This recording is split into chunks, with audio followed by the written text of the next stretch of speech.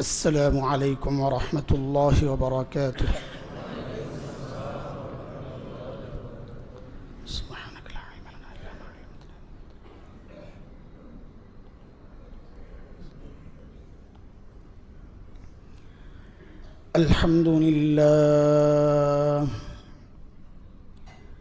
الحمد لله نحمده ونستعينه ونستغفره ونؤمن به ونتوكل عليه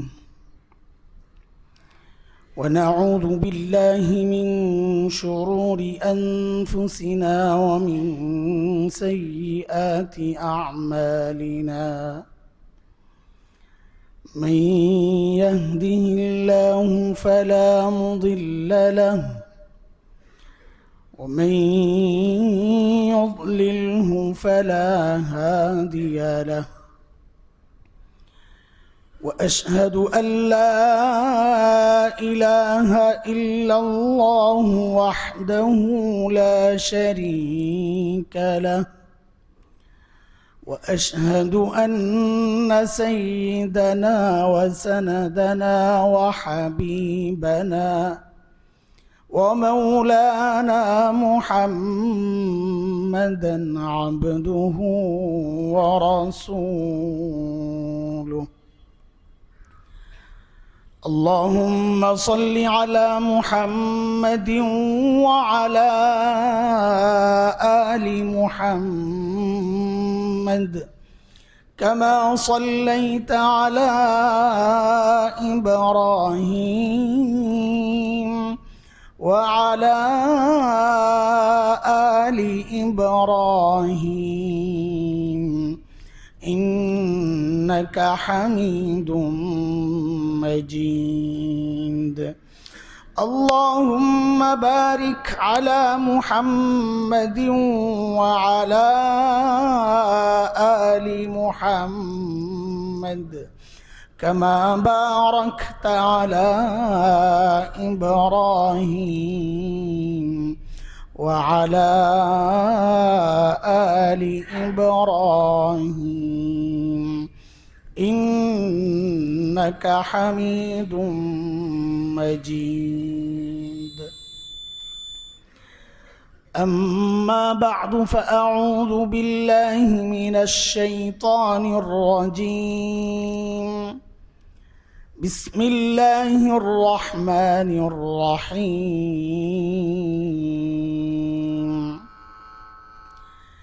يا أيها الذين آمنوا كتب عليكم الصيام كما كتب على الذين من قبلكم لعلكم تتقون. آمنت بالله صدق الله العلي العظيم.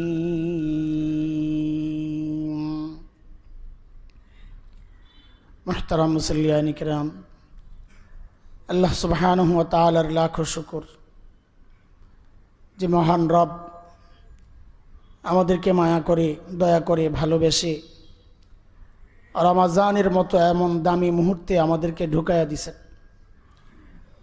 আলহামদুলিল্লাহ। এটা কত বড় নিয়ামত। কোরআন হাদিস এগুলো যখন সামনে আসে তখন মনে হয় যে এর চেয়ে দামি সময় আর পুরা বছরে আমাদের জন্য আর একটা মুহূর্তও নাই। কিন্তু তার চেয়েও বেশি অবাক লাগে আমার নিজের কথা বলতেছি, আপনাদের না। এই যে সুযোগটা আল্লাহ দিলেন আমাকে, কখন দিলেন?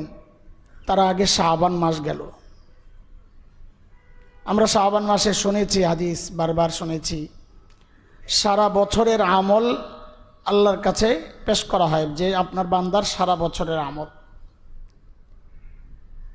তো দেখেন, আমরা কাউকে কোনো দায়িত্ব দেই কখন? যখন আগের কাজে সে সফল হয়। কারো সফলতা দেখলে তাকে আবার দায়িত্বটা দেওয়া হয় যে ঠিক আছে, কিন্তু কেউ যখন ব্যর্থ হয় তাকে তো এই দায়িত্ব আর দেওয়া হয় না। শাবান মাসে আমাদের আমল যে আল্লাহর কাছে পেশ করা হয়েছে, দিল কি বলে আপনাদের? আমি আমার হালত বলতেছি, দিল তো বলে যে আল্লাহ ওই আমল নামা দেখা নারাজ হয়েছেন। কি এগুলা? সারা বছর তোকে এত এত নেয়ামত দিলাম, আমি এত সুযোগ দিলাম, কিন্তু আমল নামার এই অবস্থা কেন?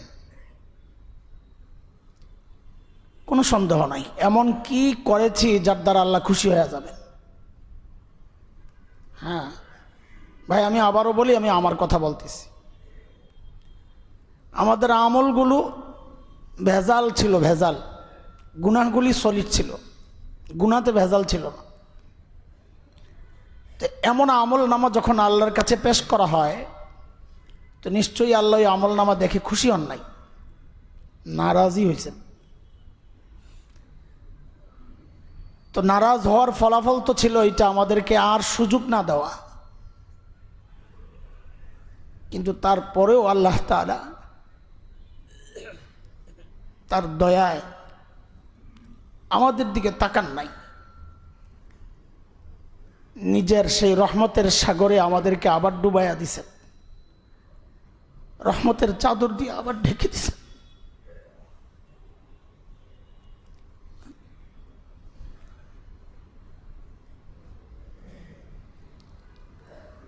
চাইলেই আমাদেরকে বঞ্চিত করতে পারতেন, যে না আগে ব্যর্থ হইছ, সুযোগ কাজে লাগাও নাই, এত বারবার সুযোগ দেওয়া যাবে না। কিন্তু তিনি রহমান, তিনি রহিম, যিনি বারবার দয়া করেন। এই দয়ার একটা প্রমাণ হচ্ছে রমাজানে আবারও আমাদেরকে হাজির করা, রমাজানের ছায়া আমাদের উপর দেওয়া, এবং এই মসজিদ পর্যন্ত টেনে আনা, রোজা রাখার সুযোগ দেওয়া, রাতে নামাজ পড়ার সুযোগ দেওয়া, এগুলো আমাদের কোনো আমলের কারণে না, এগুলো আল্লাহর দয়া ছাড়া কিচ্ছু না। আল্লাহ আমাদের সব কিছু পেছনে রেখে নতুন করে আবার একটা সুযোগ দিয়েছেন যে বান্দা ঠিক আছে, ঘাটতিগুলা পুরা করে নাও। এক মাস দিলাম রমাজান, ঘাটতিগুলা পুরা করে নাও। নবী আলাইহিস সালামের জবান দিয়ে কত রকমের সুসংবাদ আমাদেরকে শোনাইছেন উৎসাহিত করার জন্য। ভাই, অফার কেন দেওয়া হয়? মাল কম যাওয়ার জন্য না বেশি যাওয়ার জন্য? অফার তো দেওয়াই হয় মাল বেশি যাওয়ার জন্য। আল্লাহ আমাদেরকে রমাজানে কত রকমের অফার দিছেন, কেন? আমল কম করার জন্য না বেশি করার জন্য? বেশি করার জন্য। শুধু রোজাই শেষ না, আরো বহু আমল আমাদেরকে করার জন্য নানানভাবে নবীজি সাল্লাল্লাহু আলাইহি সাল্লাম উৎসাহিত করেছেন। রোজা এটা যে রাখবো, খুশি খুশি রাখবো ইনশাআল্লাহ, নিজের জন্য এটা বোঝা মনে করব না, এটা রহমত মনে করব। যারা দায়িত্ব পায়, বড় দায়িত্ব দুনিয়ায়, সেটাকে বোঝা মনে করে না। মন্ত্রণালয়ের দায়িত্বে যারা আসছেন নতুন, বোঝা মনে করে না, কষ্ট, অনেক বড় দায়িত্ব, কিন্তু এটা তার জন্য অনেক বড় আনন্দের। দুনিয়ার দিকটা আমরা ঠিকই বুঝি, কিন্তু আখিরাতের দিকটা ওইভাবে বুঝতে চাই না। যে রোজা এটা দেখতে মনে হয় বোঝা, কিন্তু এটা আমাকে অনেক দূর পর্যন্ত নেওয়ার একটা বড় মাধ্যম। কেন? তো হাদিস আসছে, হযরত ইবনে ওমর রাদিয়াল্লাহু তাআলা আনহুমা বর্ণনা করেন, কুল্লু আমাল ইবনি আদম ইউদাআফ,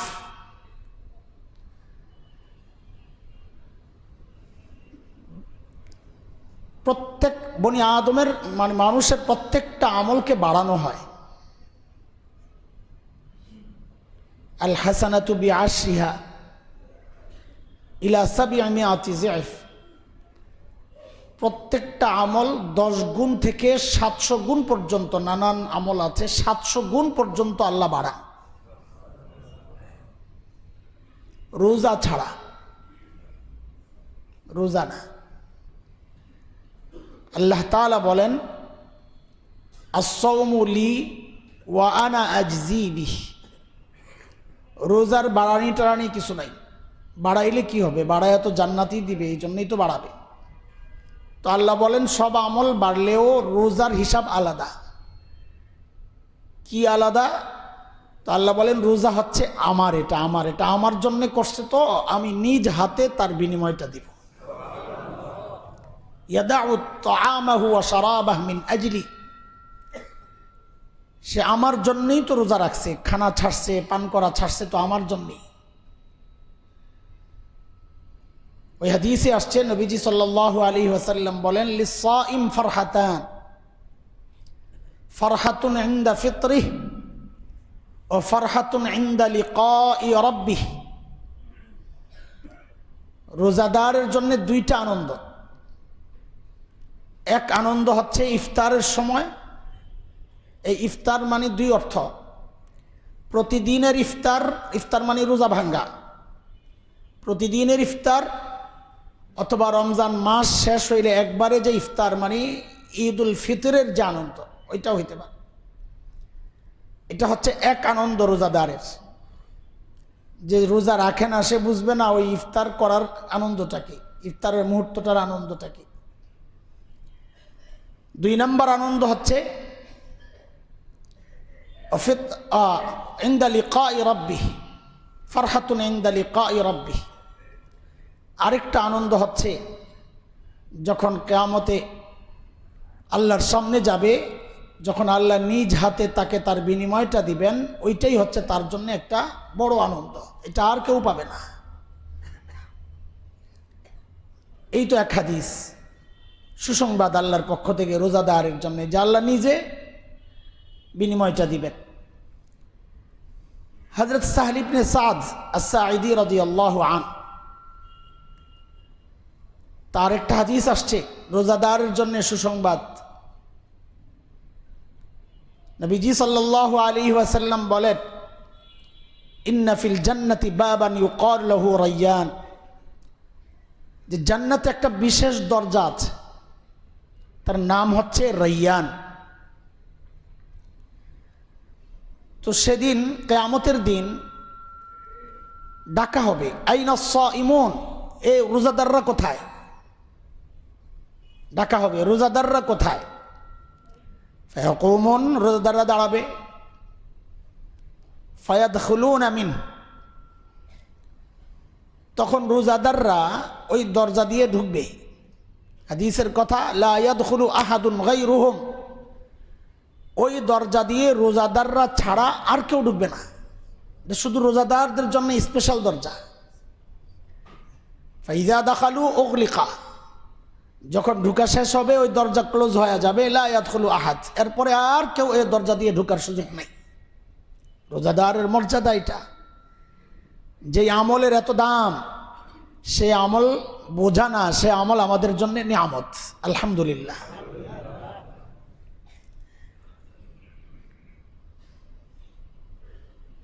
শুরুতে একটা হাদিস পড়ছি, হযরতে আবু হুরায়রা রাদিয়াল্লাহু তাআলা আনহুমার বর্ণনা, ইবনে ওমর রাদিয়াল্লাহু আনহুমার বর্ণনা।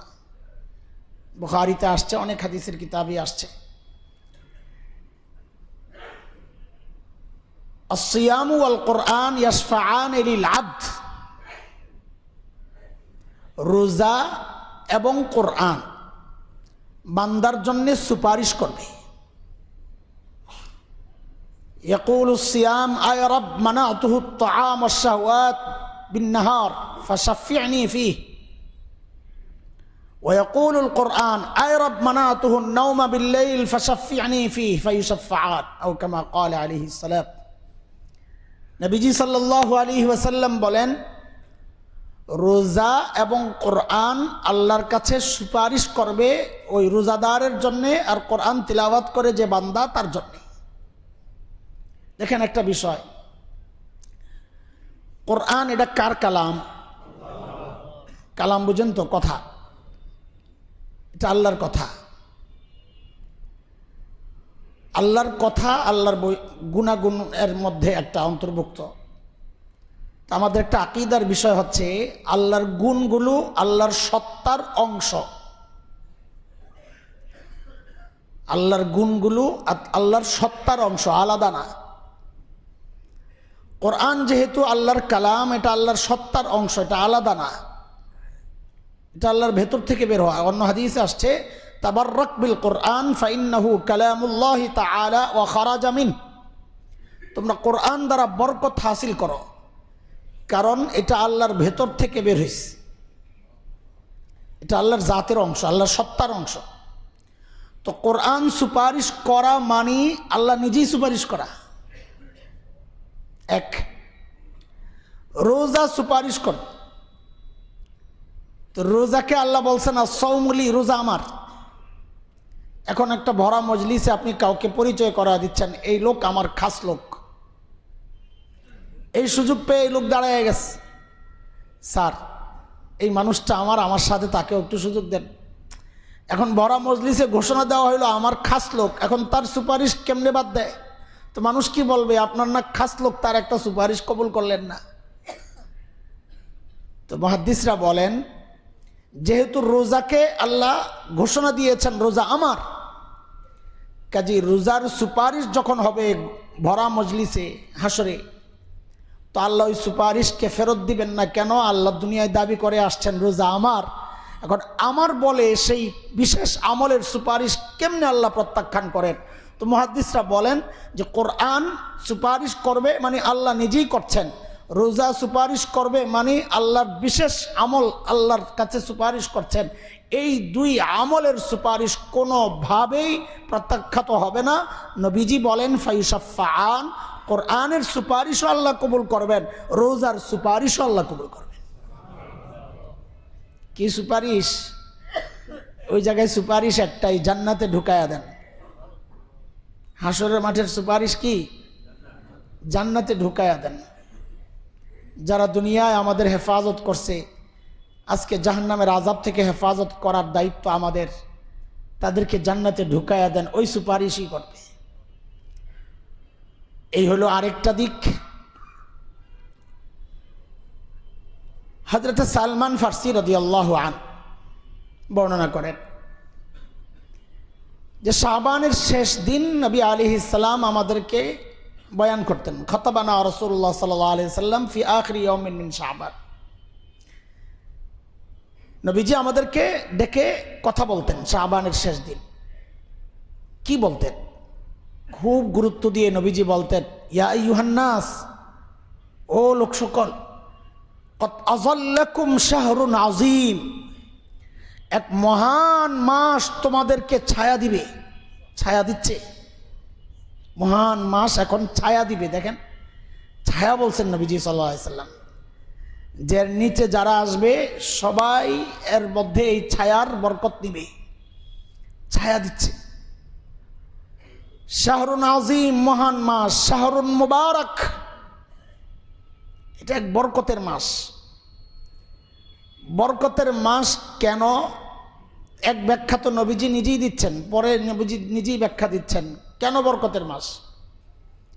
এটা বোঝা যায় আর কি, যে এটাই ব্যাখ্যা। এরপরেই নবীজি বলেন বরকতের মাস, এরপরেই বলেন শাহরুন ফিহি লাইলাতুন খায়রুম মিন আলফি শাহর। বরকতের এক কারণ যেন এটা, যে এই মাসে এমন এক রাত আছে যে রাতের দাম 1000 মাসের চেয়েও বেশি। এটা আন্দাজ করতে পারেন আপনারা এই কথাটার ওজন কত? হ্যাঁ, 1000 মাসের চেয়েও বেশি, এই কথাটার ওজন কত আন্দাজ করতে পারছেন? 1000 মাস তো একটা সংখ্যা, আরবিতে এইটাই সর্বোচ্চ সংখ্যা। আমাদের তো লাখ আছে, কোটি আছে, আরবিতে লাখ কোটি নাই, হাজারই সর্বোচ্চ সংখ্যা। লাখ বলে তারা মিয়াতু আলাফ, 100,000, 10 লাখ, আলফু আলফ, হাজার হাজার, হাজার পূরণ হাজার। হ্যাঁ, 52 মিলিয়ন বিলিয়ন ট্রিলিয়ন আছে। আমাদের মতো এরকম লাখ, কোটি এরকম নাই। তো হাজার হচ্ছে আরবি সংখ্যার শেষ সংখ্যা, এরপর আর কোনো সংখ্যা নাই। এরপর সংখ্যা বাড়ায় ওইভাবে 1000, 100,000, 1 লাখ, মিয়াতু আলাফ বলে আরবিতে, 100,000, আলফু আলফ 10 লাখ, 1 মিলিয়ন, এভাবে বলে হাজার হাজার। তো আল্লাহ তাআলা বলতেছেন হাজার মাসের চেয়েও বেশি, মানে আরবি যে সংখ্যা আছে সর্বোচ্চ সংখ্যা যেটা তার চেয়েও বেশি। এখন প্রশ্ন হচ্ছে বেশিটা কত? আমরা অনেকবার এই কথা বলেছি ভাই, বেশি নির্দিষ্ট করে ঠকার দরকার নাই। বেশি নির্দিষ্ট করছি মানে ঠকছি। অনেকে একটা হিসাব করে আমাদেরকে শোনায় 83 বছর 4 মাস, এটা একটা বোকামি ছাড়া কিচ্ছু না। 1000 মাসের পরিমাণ এটা, 1000 মাসের হিসাব 83 বছর 4 মাস। কিন্তু লাইলাতুল কদরের ফজিলত না এটা। লাইলাতুল কদরের ফজিলত তো হচ্ছে 1000 মাসের চেয়েও উত্তম, বেশি। কত বেশি? এটা তো একটা আপেক্ষিক বিষয়, বেশিটা ব্যক্তির উপর নির্ভর। বলছেন কে? অনেক সময় বেশি বেশি হয় না। আপনার পরিচিত এক ভিক্ষুক আপনাকে ডাক দিয়ে বললেন, বাবা কালকে দেখা করো, তোমাকে অনেক কিছু দিব। তা আপনি মনে মনে হাসবেন আর বলবেন, নিজে ভিক্ষা করে খায় আবার আমাকে অনেক কিছু দিবে। তার মানে ভিক্ষুকের অনেকটা অনেক না, মানুষ ছোট, তার অনেকও ছোট, কম। কিন্তু সেম কথাটা যদি বর্তমান দুনিয়ার সবচেয়ে বড় ধনী, হ্যাঁ কে, হ্যাঁ অনেক পুরান কথা নিয়ে আসছো মসজিদের মধ্যে, আমাদের মাইকও পুরান হয়েছে, তোমরাও পুরান হয়ে গেছে। ইলন মাস্ক যদি বলে যে কালকে একটু দেখা করেন অনেক কিছু দিব, আমরা কি, আমাদের সরকার প্রধানরাও যদি এই অফার পায় তো রাতের ঘুম হারাম হয়ে যাবে। আর এই খবর যদি মোদি কাকুর যায় তো ধুতি নষ্ট হবে। কি দিতেছে আল্লাহই জানে, কারণ তার ব্যক্তিত্বটা এখন দুনিয়ায় এমনই, তার কাছে ধরা খাওয়া সবাই নেটের লাইনে। তো দেখেন, ব্যক্তি বড়, তার অনেকও অনেক। এখানে আল্লাহ বলছেন, আল্লাহ যে 1000 মাসের চেয়েও বেশি। বলে বেশি কত? বলে আমার আল্লাহ বড় যত। হিসাব সোজা। বলেন বেশি কত? এখন কারো আল্লাহ যদি 83 বছর 4 মাস হলো আল্লাহ হয়, উনি নিয়ে বসে থাকুক। আমাদের আল্লাহ তো ভাই 83 বছর 4 মাস হলো আল্লাহ না, আমরা ওই সংখ্যায় রাজি না। আমার কাছে ছোট্ট একটা হিসাব আছে, কত হইলে রাজি। আমাকে যদি জিজ্ঞেস করেন আল্লাহ তাআলা, ওই বেটা রাজি হলে কত, তা আমি ডাইরেক্ট বলবো, আল্লাহ জান্নাতে যেতে পারবো দিলে যত, জান্নাতে যেতে পারবো দিলে, ওইটা যাই হয়, আপনি যা দিয়ে আমার জান্নাতে ঢুকাইতে পারেন। আমি জান্নাতে যেতে চাই, কি দিবেন ওইটা জরুরি না। জান্নাতে ঢুকবো মানে আমি আমার আল্লাহ দেখব,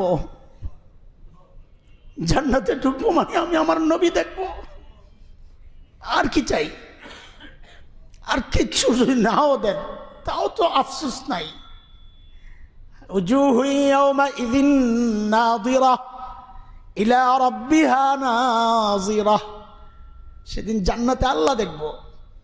ইন্নাকুম সাতারাউনা রাব্বাকুম কামা তারাউনাল কমার লাইলাতাল বদর। আল্লাহ নবী বলেন, জান্নাতে ঈমানদাররা আল্লাহকে এইরকম স্পষ্ট দেখতে পাবে যেমন পূর্ণিমার চাঁদকে সবাই দেখতে পায়। আর কি চাই? নবীজি দেখব, আবু বকর দেখব, ওমর দেখব, হাসান হোসেন দেখব। আর কি চাই? আর কি চাই? তো এই জন্য বলি কোনো রকম ঢুকাইয়া দেন, বাস অতটুকুই চলবে। আলহামদুলিল্লাহ। তো নবীজি আলাইহিস সালাম বলেন, আরে রমজান এত বরকতওয়ালা, যেই মাসে এমন এক রাত আছে যে রাত 1000 মাসের চেয়েও বেশি দামি। এরপর আরেকটা বরকত যেন বলতেছেন নবীজি এই হাদিসের মধ্যে, মান তাকাররাবা ফীহি বিখাসলাতিন মিনাল খাইর কানা কামান আদ্দা ফরিদাতান ফীমা সিওয়া ওয়া মান আদ্দা ফীহি ফরিদাহ কানা কামান আদ্দা 70 ফরিদাতান ফীমা সিওয়া।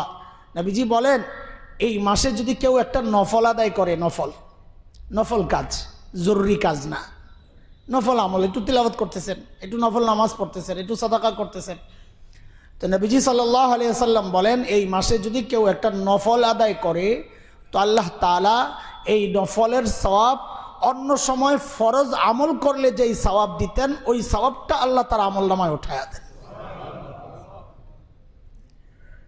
সেটা পার্থক্য কত, নফল থেকে ফরজের পার্থক্য কত, এটা আমাদের জানা নাই, তবে পরের অংশটা দিয়ে অনুমান করা যায়। পরে নবীজি বলতেছেন, ওমান আদ্দা ফিহি ফরিদা, কেউ যদি রমাজানে একটা ফরজ আদায় করে, কানা কামান আদ্দা সাবিঈনা ফরিদাতান ফিমা সিওয়া, সে যেন অন্য সময়ে 70টা ফরজ আদায় করলো। তার মানে পার্থক্যটা কত পাইলাম, কয় গুণ? 70 গুণ।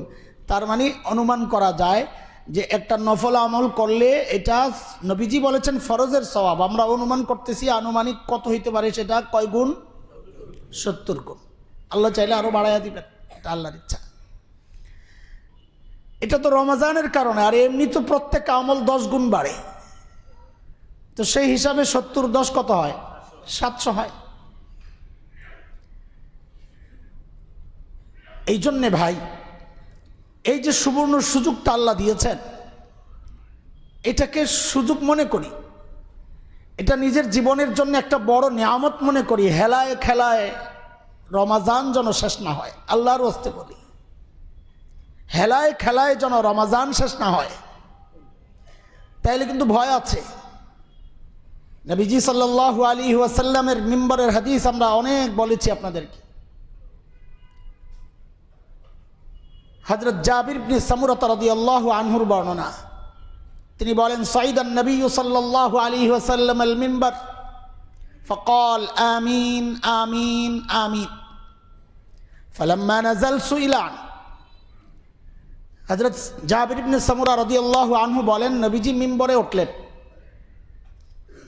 3 বার বললেন আমিন আমিন আমিন। যখন মিম্বর থেকে নামলেন, এটা তো একটা ব্যতিক্রম, সাহাবীরা এইরকম আর দেখেন নাই কখন। তো মিম্বর থেকে নামার পর সাহাবীরা জিজ্ঞেস করলেন বিষয়টা, ইয়া রাসূলুল্লাহ, আপনি এইভাবে 3 বার আমিন কেন বললেন? তো নবীজি বলেন, আতা জিবরিল ফাকাল রাগিমা আনফু ইমরা আদরাকা রমাজান ওয়া লাম ইগফার লাহ কুল আমিন ফাকুলতু আমিন।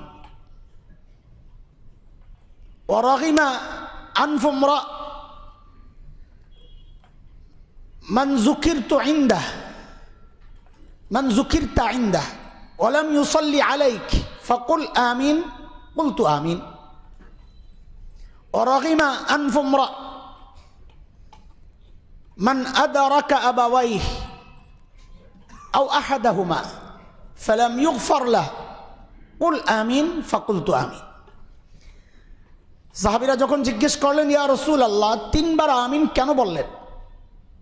তো নবীজি বলেন, জিবরাইল আসছে, জিবরাইল 3টা বদদোয়া করছে জিবরাইল। বিষয়গুলো শোনার আগে বিষয়টা আগের থেকে এটার ওজনটা বুঝি। জায়গাটা কোথায়? মিম্বরটা কোথায় ছিল? মসজিদে নববী। দুনিয়ার মধ্যে মসজিদুল হারামের যে জায়গা, এই অংশটুকু ছাড়া সবচাইতে দামি জায়গা হচ্ছে মসজিদে নববী। নবীজি সাল্লাল্লাহু আলাইহি সাল্লাম বলেছেন, যে ব্যক্তি হারামে 1 রাকাত নামাজ পড়ে, আল্লাহ তাআলা তার এই নামাজকে অন্য নামাজের তুলনায় কত গুণ? 1 লক্ষ গুণ। কত? 1 লক্ষ গুণ বাড়ায়া দেন। বাইতুল মামুরে নামাজ পড়লে যেই সওয়াব, হারামে নামাজ পড়লে এই কমপক্ষে 1 লক্ষ গুণ বেশি সওয়াব হবে। এত দাম। আর রমজানে হইলে 70 লক্ষ। হিসাব তো সোজা। লাইলাতুল কদরে হইলে থাক, ওটা হিসাব করে খামাখা মাথা নষ্ট হবে। আল্লাহ তৌফিক দেন। এরপরেই হচ্ছে মসজিদে নববীর দাম। নবীজি বলেছেন, এখানে 2 রকমের হাদিস আসছে। একটা আসছে 50,000-এর, অন্য জায়গায় নামাজ পড়লে যেই সওয়াব, মসজিদে নববীতে নামাজ পড়লে 50,000 গুণ বেশি সওয়াব। তবে এই হাদিসটা একটু দুর্বল। একদম সহি হাদিস যেটা, সেটা হচ্ছে 1000 গুণ আল্লাহ বাড়ায়া দেন। মসজিদে আকসায় 500 গুণ, মসজিদে নববীতে 1000 গুণ।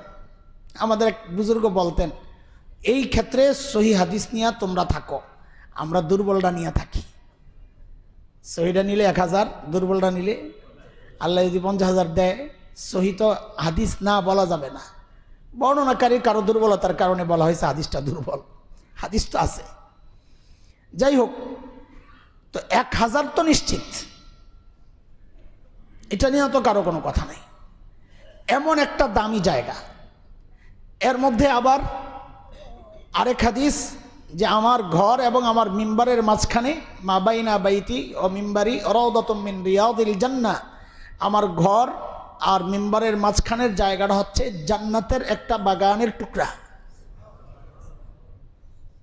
আমি দামটা বুঝাইতেছি, দামটা কত দাম।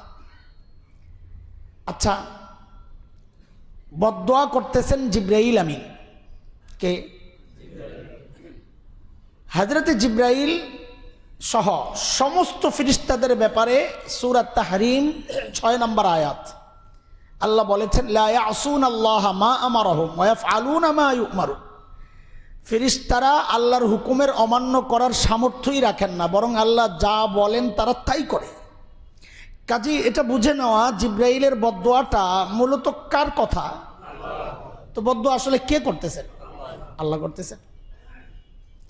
দেখেন, এতগুলো শক্তিশালী উপলক্ষ হইতে হইতে হইতে হইতে শেষ আইসা ঠেকছে কোথায়? ওই নবী পর্যন্ত, যিনি এতটা রহমত তার উপর আল্লাহ দিছেন, দয়া, যিনি রক্তাক্ত হইছেন উহুদের মাঠে, মাথা ফাটছে, কপাল ফাটছে, গাল ফাটছে, দাঁত পড়ছে, নিচের মাঝখানের একটা দাঁত পড়ছে, তারপরেও বদদোয়া দেন না। তারপরও বলতেছেন আল্লাহ ওরা বুঝে না, ওদেরকে হেদায়েত দিয়ে দেন। তায়েফের মাঠে রক্তাক্ত হইয়া বেহুশ হয়ে পড়ে রইলেন।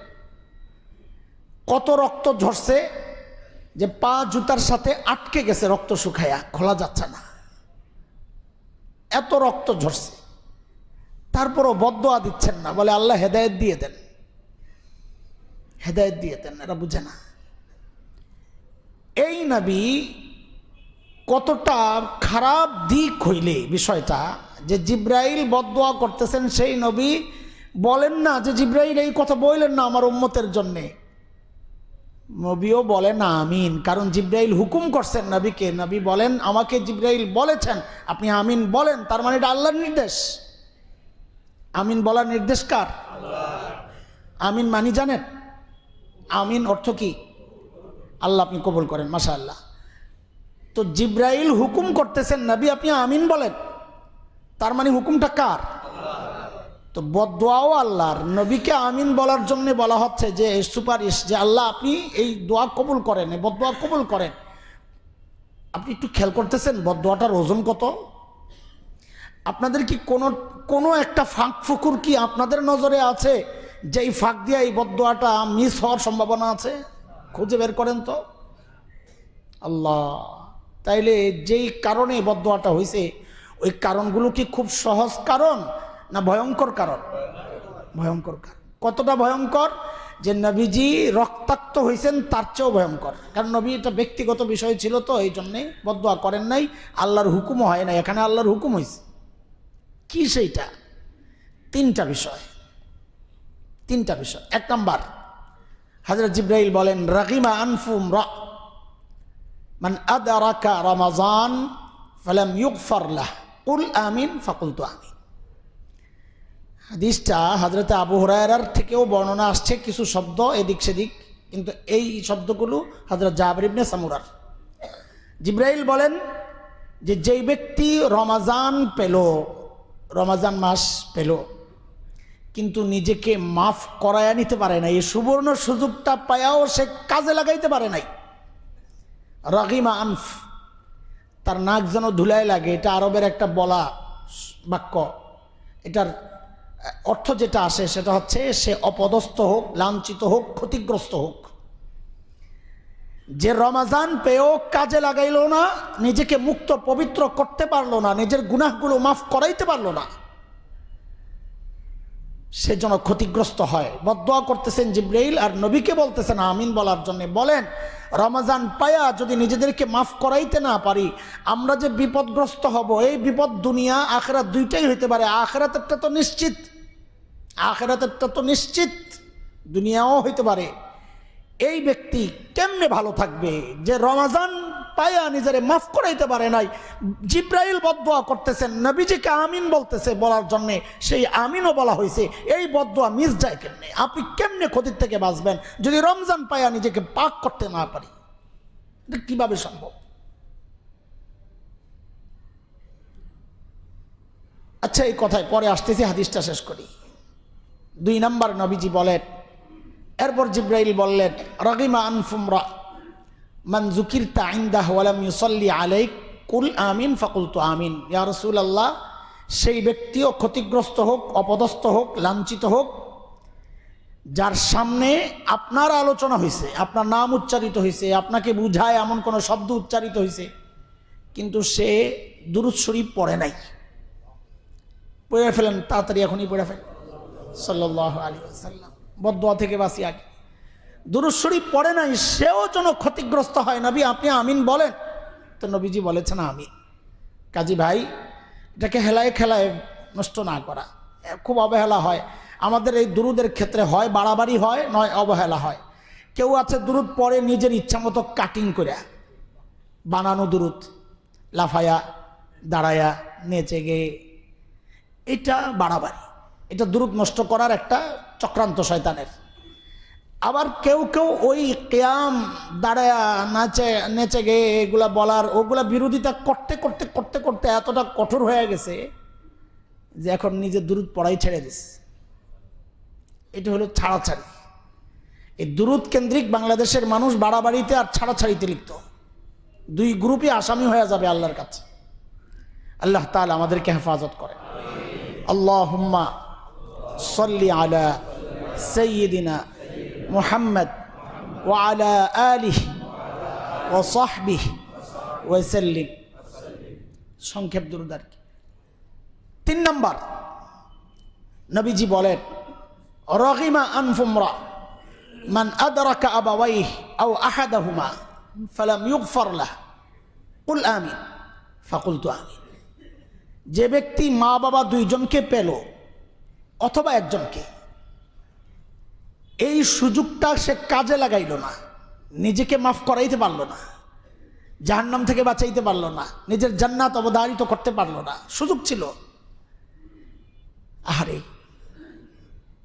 মনে পড়লে মাঝে মধ্যে খুব অস্থির হয়ে যায়, কারণ যখন ছিলেন তখন ওই বুঝটা ছিল না, যা এখন যেই বুঝটা নিজের বাচ্চাদের কারণে।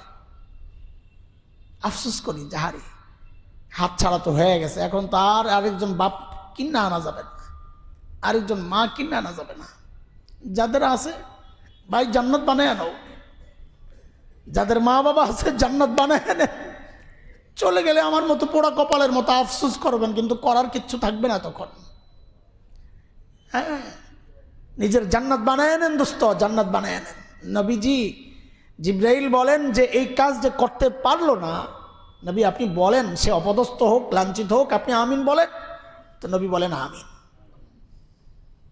আউযু বিল্লাহি মিন যালিক। আল্লাহ এই অপরাধগুলো থেকে আমাদেরকে হেফাজত করে। তো প্রথম যেটা, যে রমাজান পেল কিন্তু নিজেকে মাফ করাইতে পারলো না, ভাই এটা আমাদের জন্য এর চেয়ে বড় দুর্ভাগ্যের কথা আর কি হইতে পারে?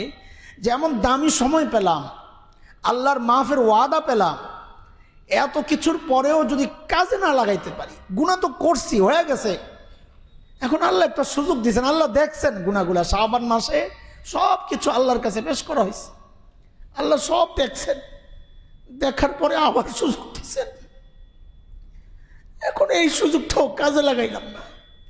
আরে কাজে লাগাবো থাক দূরের কথা, আমি এমন পোড়া কপালও আছে যে এখন গুনাহও ছাড়তে পারে নাই। গুনাহ মাফ করাবে থাক দূরের কথা, রমাজানেও গুনাহ চালায়া যাইতেছে, তো তার কি অবস্থা হবে? আরে বদদুয়া তো আসছে যে গুনাহ মাফ করাইতে পারে নাই তার জন্য, অতীতের গুনাহ, কিন্তু যে এখনো গুনাহ চালায়া যাইতেছে তার হালত কি হবে বলেন তো?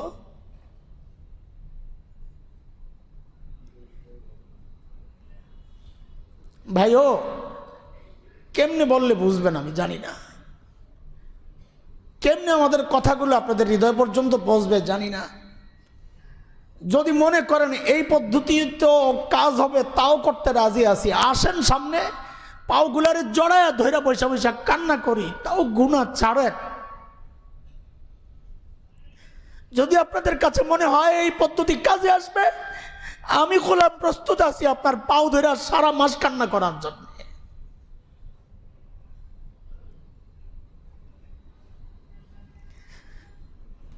তাও এই সুযোগটা ছাড়া করেন না।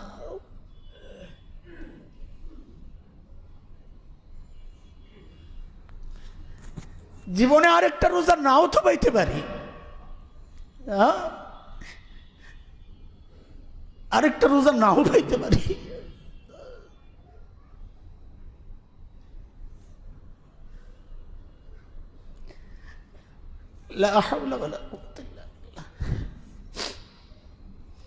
আজকে মসজিদ থেকে যাওয়ার সময় একটা গুনাহ নিয়ে বাড়িতে যায় না, আল্লাহর হস্তে।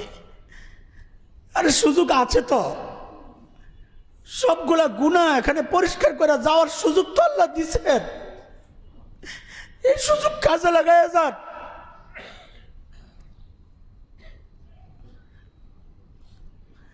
জুতায় ময়লা লাগলে ধোয়ার জন্য অস্থির হয়ে যায়, অথচ কলবের ময়লা লিয়া দিন দিন ঘুরতেছি, ধোয়ার কোনো নামগন্ধ নাই।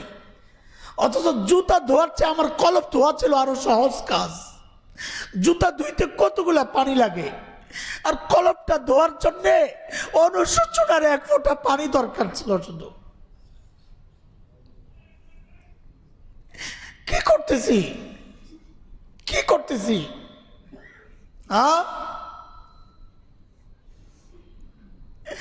প্রস্তুতি নিচ্ছি দোকানপাটের, ব্যবসা বাণিজ্যের, অথচ জান্নাতের প্রস্তুতি নেওয়ার মাস এটা। করতেছি কি?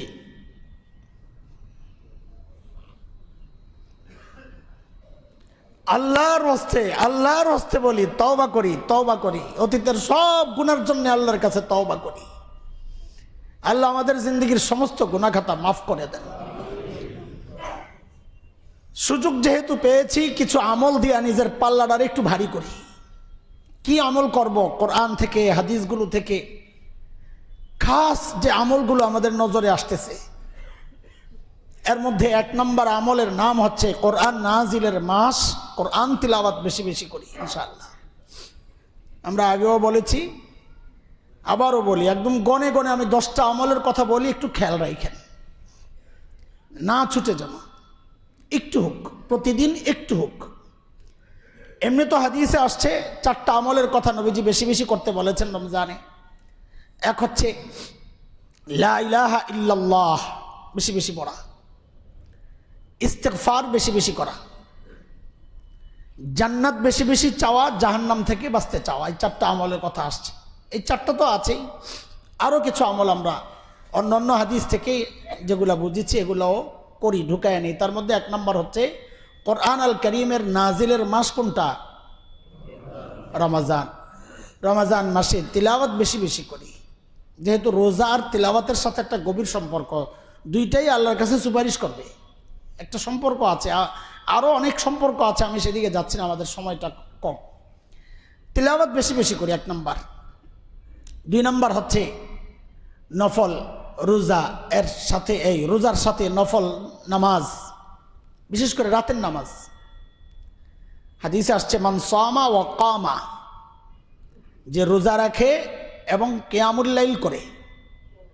কিয়ামুল লাইল এটা শুধু তারাবি এটা না, তারাবিও একটা রাতের নামাজ, এছাড়াও আরও বেশি বেশি পড়ব, যত বেশি করা যায়। ঈমানান ওয়া ইহতিসাবা, ঈমান ঠিক রেখে বা বিশ্বাস রেখে এবং সওয়াবের আশায়, ইহতিসাবা সওয়াবের আশায় কেউ যদি এই কাজগুলো করে, তো নবীজি বলেন গুফিরা লাহু মা তাকাদ্দামা মিন যামবি, তার অতীতের সমস্ত গুনাহ খাতা আল্লাহ মাফ করে দেন। কাজে বেশি বেশি নফল নামাজ পড়বো, দিনেও পড়বো, রাতে একটু বেশি পড়বো ইনশাআল্লাহ, তাহাজ্জুদ যেন মিস না।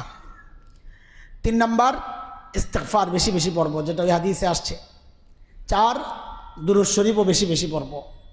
5 জিকির, বিশেষ করে লা ইলাহা ইল্লাল্লাহর জিকিরটা বেশি বেশি করবো। 5টা গেল, এই 5টা আবার শোনে। 1 নম্বর তিলাওয়াতে কোরআন, বেশি বেশি তিলাওয়াত করা। আমরা বলেছি যারা তিলাওয়াত করতে পারি না, ভাই আপনি তো সূরা ফাতিহারও হাফেজ, আপনি তো সূরা ইখলাসেরও হাফেজ, কুল হুয়াল্লাহ পারেন না? পারেন তো। তো আপনি সারাদিন কুল হুয়াল্লাহটাই পড়তে থাকেন না, আপনার তেলাওয়াতের সওয়াব তো একটু কমবে না? ভয় পাওয়ার কি আছে? হতাশ হইয়েন না। বাকি এটা খুব ভালো লক্ষণ না যে আপনি তিলাওয়াত করতে পারেন না, এটা খুব খারাপ কথা। কিন্তু আমল ছেড়েন না, যতদূর আছে আপনার পুঁজি ওইটা নিয়েই আগান, ঠিক আছে ইনশাআল্লাহ। সারাদিন বসে বসে সূরা ইখলাস পড়ি, কুল হুয়াল্লাহু আহাদ আল্লাহুস সামাদ, বাস পড়তে থাকি, সওয়াব তো হইতেই থাকবে। তো 1 নম্বর হলো কোরআন কারীমের তিলাওয়াত করা বেশি বেশি। 2 নফল নামাজ বেশি বেশি পড়া, বিশেষ করে রাতের নামাজগুলো। 3 ইস্তিগফার। 4 দুরূদ শরীফ। 5 লা ইলাহা ইল্লাল্লাহ সহ অন্যান্য জিকির আজকার বেশি বেশি করা। একদম খালি থাকবো না, সারাদিন মুখ যেন লড়তে থাকে, জিকির চলতে থাকে। এই 5টারে এক্সাইট করেন তো মনে রাখতে সুবিধা হবে। এরপরে আরও 5টা। 6 নম্বর হচ্ছে জান্নাত চাইবো আল্লাহর কাছে বেশি বেশি। আল্লাহুম্মা ইন্না নাসআলুকাল জান্নাহ ওয়া নাউযু বিকা মিনান নার। এই দোয়াটা পড়লে 2টা আমল একসাথে হয়ে যাবে। আল্লাহ জান্নাত চাই, আল্লাহ আমি উপযুক্ত না, আল্লাহ তোমার রহমতের কাছে আসা, আল্লাহ আল্লাহ জাহান্নাম থেকে বাঁচতে চাই। এই 2টা দোয়া বেশি বেশি করা। আরবিটা করতে পারলে ভালো, এটা হাদিসের শব্দ। আল্লাহুম্মা ইন্না নাসআলুকাল জান্নাহ ওয়া নাউযু বিকা মিনান নার। বাস 6-7 গেল, ঠিক আছে। 8 নম্বর বেশি বেশি সাদাকা করা এই মাসে। কারণ নবীজি সাল্লাল্লাহু আলাইহি সাল্লাম এই মাসকে বলেছেন সবরুল মুআসা, সহমর্মিতার মাস। সহমর্মিতার আরও ক্ষেত্র আছে, আমরা সেটা আরেকটা নম্বরে আনতেছি। এমনি সাদাকা বেশি বেশি করা প্রতিদিন। আরে ভাই 1 টাকা হোক না, আপনি কিছু টাকা ভাঙতি করে নেন না, কিছু টাকা ভাঙতি করে নেন। ভাঙতি পাওয়া সমস্যা মনে করেন তো আমাদের মসজিদে দান বক্স যখন খোলে ওখান থেকে নিয়ে নিয়েন। আমি নেই, আমার প্রায়ই আমি এখান থেকে ভাঙতি টাকা, আপনারা জায়গা দেখাইয়া দিলাম, আবার সবাই আসেন না। হ্যাঁ সবাই আসেন, বেশি করে দিয়েন আপনারা, তো সবাই আসেন, নেন, আমাদের কোনো অসুবিধা নাই। মসজিদে আগে যারা 10 টাকা দিয়েছে রমজানে, আল্লাহ এক আমলটা 70 গুণ বাড়াইতেছে, আপনি 10 টাকারে 10 গুণ বাড়াইতে পারবেন না। এখন থেকে 10 টাকার জায়গায় 100 টাকা দিবেন, ঠকবেন না ইনশাআল্লাহ। বেশি পারলে বেশি দিবেন, আমি এটা এমনিই বলতেছি। সাদাকা বেশি বেশি করবো ইনশাআল্লাহ তাআলা। 8 নম্বর গেল কি সাদাকা। 9 নম্বর হচ্ছে মুআসা, সহমর্মিতা। আপনজন, আত্মীয় স্বজন, কাছের যারা একটু দুর্বল আছে, কত মানুষ আছে আপনি কয় আইটেম নিয়ে ইফতারিতে বসছেন, কত মানুষ আছে একটা খেজুর পাচ্ছে না ইফতারি করার জন্য। এদের খোঁজ নেন, খোঁজ নিয়ে তাদের জন্য কিছু বরাদ্দ দিয়ে দেন রমজান উপলক্ষে ইফতারি। 9 নম্বর ইফতারি করানো কাউকে, কি ইফতারি করানো, এটা একটা বড় আমল এই রমজান মাসে। নবীজি সাল্লাল্লাহু আলাইহি ওয়াসাল্লাম বলেছেন কানা লাহু মিসলু আজরিহি মিন গায়রি আন ইউনতাকাসা মিন আজরি মিন, যে কেউ যদি কাউকে ইফতার করায় তো আল্লাহ তাআলা তাকে ওই রোজাদার যেই সওয়াব পাইছে রোজা রাইখা, আল্লাহ তাআলা ইফতার যিনি করাইছেন তাকেও সেই সওয়াবই দিবেন। তো রোজাদার যেই সওয়াব পাইছে এই সওয়াব দিবেন আল্লাহ তাআলা আপনাকে। এখন আপনি ইফতার মাহফিল করে হিন্দুরও দাওয়াত দিচ্ছেন, তো তার কি সওয়াব আপনি পাইতেছেন কোন? ইফতার মাহফিল যে করছেন, যারে দাওয়াত দিয়া ইফতার করাইলেন তার রোজার সওয়াব আল্লাহ আপনারই দিবেন ইফতার করাইলে, হাদিস হইল এটা। তা আপনি যারে করাইছেন তার সওয়াব তো আগে হওয়া লাগবে না, তারপরে না আপনার সওয়াব। তো তার তো রোজাই নেই, সওয়াব হবে কোত্থেকে? কাজে এই সমস্ত এই ফালতু জিনিসের মধ্যে আমরা নিজেকে জুড়বো না। আল্লাহওয়ালাদেরকে দেখে দেখে ইফতারি করাবো, নেককারদেরকে দেখে দেখে ইফতারি করাবো। কারণ কি বলে অন্য করে করাবো না, করান, অন্য করে অন্য সহযোগিতা করেন আপনি, আমি মানা করতেছি না। কিন্তু ইফতার করানোর ক্ষেত্রে আল্লাহওয়ালাদেরকে খুঁজবো, কেন? তার রোজার সওয়াবও বেশি হবে, তো আমিও বেশি সওয়াব পাবো ওই আশায়। ভাই অন্যদেরকে আমি সহযোগিতা করতে নিষেধ করছি না, আপনার সওয়াবটারে আপনি বাড়ায় আনেন নেককাররে ইফতারি করায়া, ঠিক আছে ইনশাআল্লাহ। এই আমলগুলো আমরা রমজানে ছাড়বো না ইনশাআল্লাহ তাআলা। শেষ 5টা আবার শুনেন, জান্নাত চাইবো, জাহান্নাম থেকে বাঁচবো, আর কি সাদাকা বেশি বেশি করব, সহমর্মিতা, আর হচ্ছে ইফতার করানো। এই 5টা আমল। আর শুরুতে বলছি 5টা, তিলাওয়াত, নামাজ, ইস্তেগফার, দুরূদ, জিকির আজকার, বিশেষ করে লা ইলাহা ইল্লাল্লাহ। এই 10টা আমল আমরা বেশি বেশি করবো ইনশাআল্লাহ তাআলা। আল্লাহ তাআলা আমাদেরকে তৌফিক দান করেন। একটা ছোট্ট এলান শুনি, রমজান আসলে এটা উৎপাতটা বেশি হয়, এই জন্য রমজানই বলে দিচ্ছি, সারা বছরের জন্যই এটা আমাদের ঘোষণা, আমাদের মসজিদ পরিচালনা কমিটির এটা সিদ্ধান্ত। আমরা বিব্রত হই মাঝে মধ্যে যখন শুনি যে আমার নামে কোনো বাসায় চলে গেছে যে হুজুর পাঠাইছে, হুজুরের মাদ্রাসার জন্য। ভাই আমি জিন্দিগিতে কারো বাসায় কাউকে পাঠাবো না, পাঠাই নাই, এটা মাথায় রেখেন। কারো বাসায় আমি আমার কোনো মাদ্রাসা, আমার কোনো মসজিদের জন্য কারো বাসায় পাঠাবো না। কেউ নিজের থেকে এটা দিয়ে দেয় সেটা ভিন্ন, কিন্তু আমি কাউকে কোনো দিন পাঠাই নাই, পাঠাবো না কারো বাসায়। কেউ যদি যায় আপনি বুঝবেন এটা ভুয়া। এবং আমাদের মসজিদ থেকেও যদি কেউ মসজিদের নাম বলে আর কি, যে আমরা বাইতুল মামুর মসজিদ থেকে আসছি সহযোগিতার জন্য, রমজান উপলক্ষে কিছু সহযোগিতা, ওইটারও ধরবেন, কারণ আমরা মসজিদ থেকে কাউরে পাঠাই না। এবং আমাদের সারা বছর বিভিন্ন মার্কেটে আশেপাশে আমাদের মসজিদ থেকে আমাদের কিছু ভাইরা যেতেন। এই মূল নষ্টামিটা বন্ধ করার জন্যে আমরা এইটাকেও আপাতত আমরা অফ করে দিছি, যে না, বাহিরে আর কোনো কালেকশন চলবে না, মসজিদের নামে বাহিরে আমাদের কোনো কালেকশন হবে না। আমাদের কালেকশনের জায়গায় 3টা, আমি স্পষ্ট করতেছি, আমাদের কালেকশন মসজিদের সহযোগিতার জায়গা 3টা, এর তৃতীয় চতুর্থ কোনো জায়গায় আমরা আগাবো না। এটা আপনি ধোঁকা খাবেন, এর দায় আপনাদের। 1 নম্বর জায়গা হচ্ছে আমাদের যে দান বক্সগুলো চলে, যেটা চলমান দান বক্স, এটা একটা জায়গা। 3 নম্বর জায়গা হচ্ছে আমাদের স্থির বড় বক্স আছে দান বক্স গেটের কাছে, ওইটা একটা জায়গা। 3 নম্বর জায়গা হচ্ছে আমাদের মসজিদের অফিস, রশিদ বই অফিসে যখন দিব, কারো হাতে যখন দিব, তখন রশিদের মাধ্যমে আমরা দান করব। আর এই দান বক্সে দান করলে তার রশিদের দরকার নেই, এটা আমাদের দায়িত্বশীলদের সামনে এটা খোলা হয়। এটা খেয়াল রাখবো, আমরা নিজেরাও ধোকায় না পড়ি, আমাদেরও বদনাম না হয়। কখনোই আমরা মসজিদের জন্য কারো কাছে আর পাঠাচ্ছি না, পাঠাবো না, এটা মাথায় রাখেন। যদি পাঠাই আমরা বলে দিব যে আমাদের লোক যাবে, আপনারা সহযোগিতা করেন। আল্লাহ যেন ওই রকম অবস্থায় আমাদেরকে না নেন। শেষ কথা, আমি একটু সংক্ষিপ্ত সফরে আজকে বের হচ্ছি ওমরার উদ্দেশ্যে। আমার তো পুঁজি কম, তো দেখি এখানে আমল করে আমার যে ঘাটতি আছে, ঘাটতি মেটানো আমার জন্য মুশকিল হয়ে যায়। এই জন্য আমি রমজানের শুরুর অংশটা একটু হারামে কাটাই, যেন বছরের ঘাটতিগুলো একটু পুরা হয়। শেষ অংশটা এতেকাফে কাটাই, যেন ওই ঘাটতি পুরা হয়। আর উদ্দেশ্য এটাই, অন্য কিছু না। তো আপনাদের কাছে দোয়া চাই। আজকে রাতে ফ্লাইট, আজকে তারাবি এখানে পড়তে পারবো না, তো আমি দোয়া চাই। আর আপনাদের জন্য দোয়া আমার কাছে চাইতে হবে না, আমার কমন দোয়া আছে, এর মধ্যে আপনারাও আছেন। আমার সন্তানরা আমার কমন দোয়া, আমার নিজ আমি কমন দোয়া, আমার বাবা মা আমার কমন দোয়া, আমার মুসল্লিরা আমার কমন দোয়া, আমার ছাত্ররা আমার কমন দোয়া, আমার মুরিদরা আমার কমন দোয়া। এবং আমাকে যারা ভালোবাসেন তাদের জন্য দোয়া করি, যারা ঘৃণা করেন তাদের জন্য দোয়া করি, যে আল্লাহ ঘৃণার জায়গায় তুমি মহব্বত বসায়া দাও। এটাও তো দোয়া, এই দোয়া করি আমি। আপনারা দোয়া করবেন, আমি আপনাদের জন্য ভালো থাকবেন ইনশাআল্লাহ। আগামী জুমায় থাকবো না, পরের জুমায় ইনশাআল্লাহ থাকবো না, মানে এই মসজিদে আসা আবার বাদ দিয়ে না, আপনারা আসবেন পরের জুমায়। আল্লাহ যেন আবার আপনাদের সাথে মোলাকাত করার।